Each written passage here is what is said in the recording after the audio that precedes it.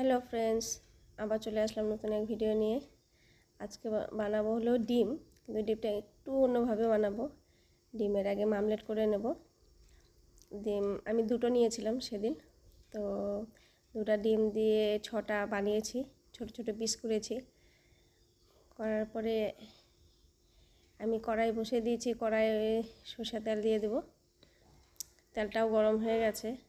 সেদিন কালো জিরাও ছিল না বলে ভুলে গেছি, তো সাদা জিরা দিয়েছি, শুকনো লঙ্কা, এলাচ, দারচিনির দিয়ে ফোড়ন দেওয়ার পরে আলুটাকে আমি আলু ভাজির মতন করে কেটেছিলাম।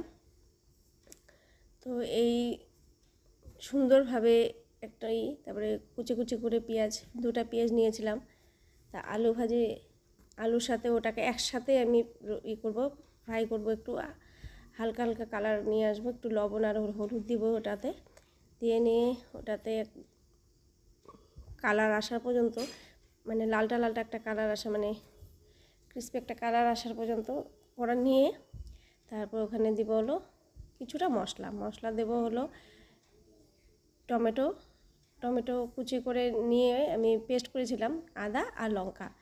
এখানে আমি সাদা জিরাও ইউজ করব না, সাদা জিরা গুঁড়া টুড়া কিছু ইউজ করব না। এই পেস্টটা দিয়ে ওটাকে একদম ভালো করে কষাবো, ওই আলু দিয়ে সুন্দরভাবে কষাবো।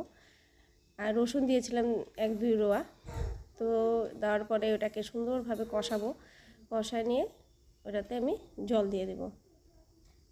জলটা ফোটার পরে একটু ফোটার পরে তারপরে হলো ডিম দিয়ে দেব। নামানোর সময় গরম মশলা দিয়ে দেব। এটাকে মাখা মাখা হয়ে যাবে, বেশি ঝোল থাকবে না, একদম মাখা মাখা থাকবে। তো দেখতে বোঝা যাচ্ছে যে অনেকটা ঝোল থাকবে, কিন্তু ঝোল থাকবে না, এটা একটু শুকিয়ে যাবে। যখন নামাবো, লাস্টে যখন নামাবো, ওই যে ডিম হয়ে যাবে। দেখুন, খুব সুন্দর একটা রেসিপি। আপনারা একবার ট্রাই করবেন বাড়িতে সবাই। তো আপনারা সুস্থ থাকুন, ভালো থাকুন। আবার দেখা হবে নতুন এক ভিডিও নিয়ে। Bye bye.